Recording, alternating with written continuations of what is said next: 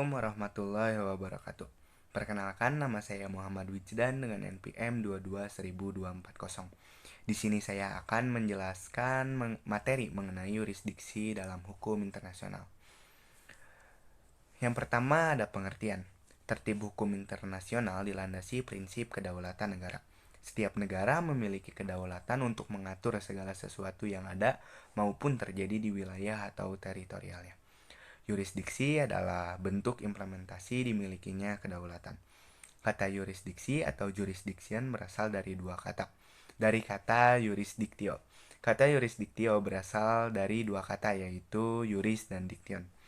Juris artinya kepunyaan hukum, dictio artinya ucapan, sabda atau sebutan.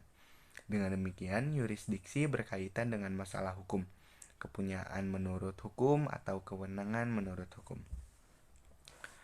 Selanjutnya ada hubungan yurisdiksi negara dalam hukum internasional.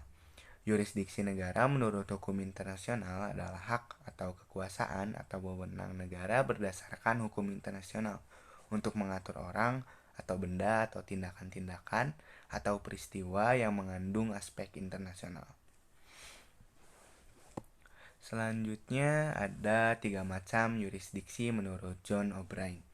Yang pertama, kewenangan negara untuk membuat ketentuan-ketentuan hukum terhadap orang, benda, peristiwa, maupun perbuatan di wilayah teritorialnya. Atau legislative jurisdiction or prescriptive jurisdiction. Yang kedua, kewenangan negara untuk memaksakan berlakunya ketentuan-ketentuan hukum nasionalnya.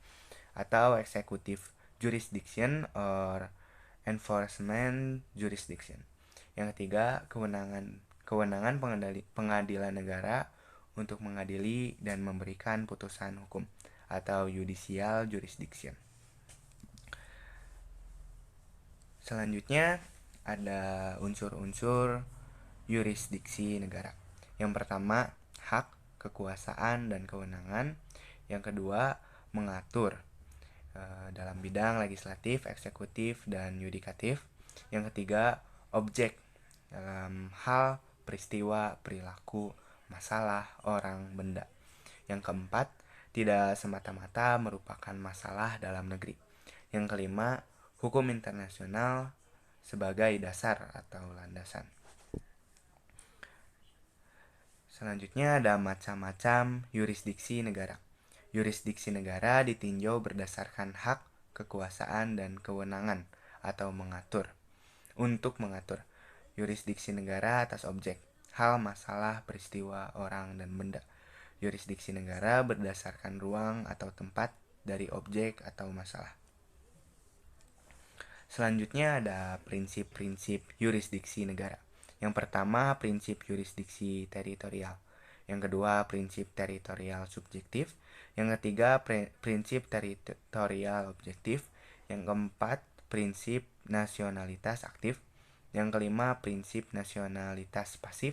Yang keenam, prinsip universal. Yang ketujuh, prinsip perlindungan. Terima kasih.